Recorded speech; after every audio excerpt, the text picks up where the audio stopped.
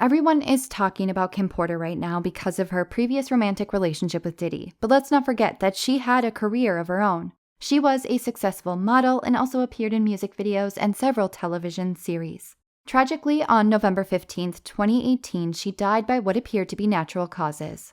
I'm going to be breaking down what her autopsy report says, what it means, and also listing any potential red flags. Kim's report offers us a timeline of events based on witness statements. According to them, she was feeling ill with flu-like symptoms for several days before she died. On November 7th, she was allegedly prescribed a Z-Pak, which is a structured 5-day course of antibiotics. On the 10th, a nurse administered IV fluids plus vitamins in her home. On the 12th, a doctor visited and administered an anti-inflammatory pain medication by injection in her gluteal region. On the 13th, she reported a loss of appetite to that same doctor and was again administered IV fluids in her home. On the 14th, she mentioned a small amount of blood in her phlegm, which she had coughed up. There is zero mention of a chest x-ray ever being offered or administered. The physician that cared for her during this time was one of the listed witnesses on her report, but the name is redacted. There is also mention that she did not have a primary care doctor. One can deduce that this was likely not a doctor that she saw in office regularly. I mention this because we are learning from some of the lawsuits brought against Diddy that he may have had healthcare aides on retainer. There are alleged incidents where his employees administered IV fluids to victims. This did not occur in a healthcare setting, but in different homes and hotels. I would be remiss if I didn't mention the parallels. I don't say this because I believe this doctor may have outright done something to Kim to cause her death. I say this because it's possible that the healthcare that she sought may have been arranged by or through Diddy. There isn't any real evidence that premeditated homicide took place here. However, that doesn't mean that bad things didn't occur. I will touch more on this later on in the video.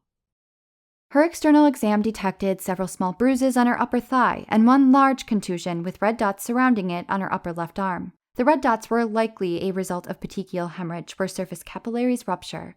This is evidence of trauma, and the purple color noted indicates that it likely happened within a couple of days to hours before her death. There were several abnormal findings during her internal exam, one being patches of ischemic necrosis in her small bowel tissue. This happens when blood flow is blocked or severely restricted from reaching it, resulting in cell death. It can be caused by bowel inflammation, infection, or anything that can create a blockage. She also had a lot of excess fluid within her pleural spaces in her lungs along with inflammation of the tissue.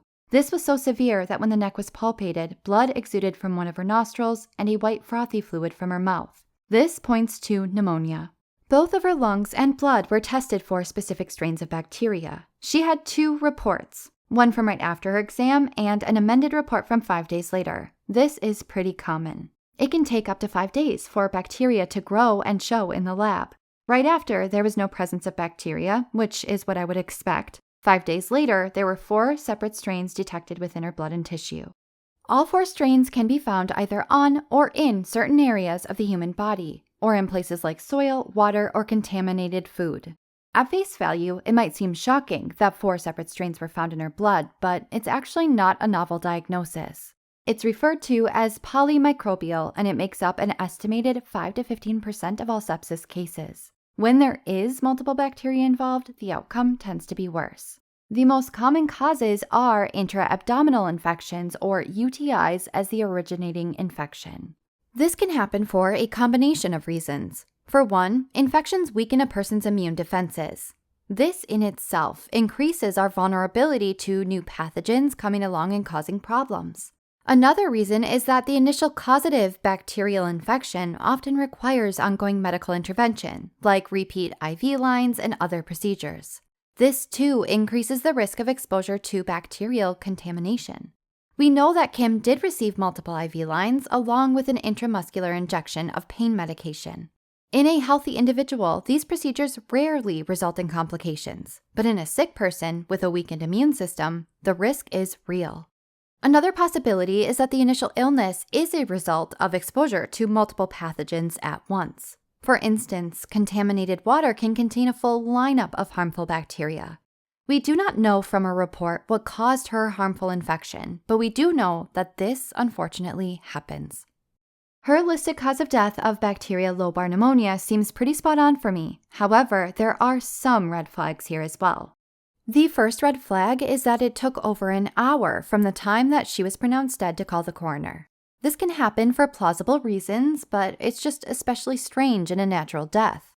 Of course, knowing what we know now, it's worth mentioning that Diddy was believed to be in her home around this time. Like I said before, there isn't any evidence to suggest that this death was a homicide, but I wonder if there was some effort to stall for whatever reason. The next red flag is the purple contusion with red dots on her arm. This could have been a result of an accident, but we have no explanation for it. What stands out to me about this injury is the petechial pattern. This is something that you would expect to see from applied pressure. This can be achieved from something like an accidental fall, but it typically requires extenuating circumstances like direct blunt force trauma to the affected area. Falling on an object or a stair could cause such a thing, but also being grabbed and squeezed could as well. We simply do not know where it came from. We do know that it did not come from the anti-inflammatory injection because that was administered in her gluteal region. Finally, and perhaps the biggest red flag, was that Kim was not given a chest x-ray. In fact, there is no evidence that her attending physician even investigated the possibility of pneumonia. Considering her complaints and duration of her illness, this seems negligent to me. She relayed to this doctor that there was blood coming up with her phlegm. This would set off alarm bells in any competent physician's mind, especially after being sick for days. Bloody phlegm can result from simple irritation, but you always rule out the scary stuff first before making assumptions. You also cannot rely on the fact that she was already prescribed a Z-Pak, because this is not the first line of treatment in a lot of bacterial pneumonias. At the very least, it appears that Kim was failed by this doctor. I have to also mention that women have a higher chance of being dismissed by a healthcare provider in the US, and Black women have an even higher chance yet. Statistically, it happens far more frequently than it does to men. That is a possibility here. Once again, I have to reiterate that this is all alleged and simply based off of what a report tells us. We know that Kim would have had a chance of being treated and saved had the doctor run some basic labs and ordered a chest x-ray, but that was never done. This is, to me, clearly an autopsy report from someone who died from natural causes, but that does not rule out the possibility of criminal negligence.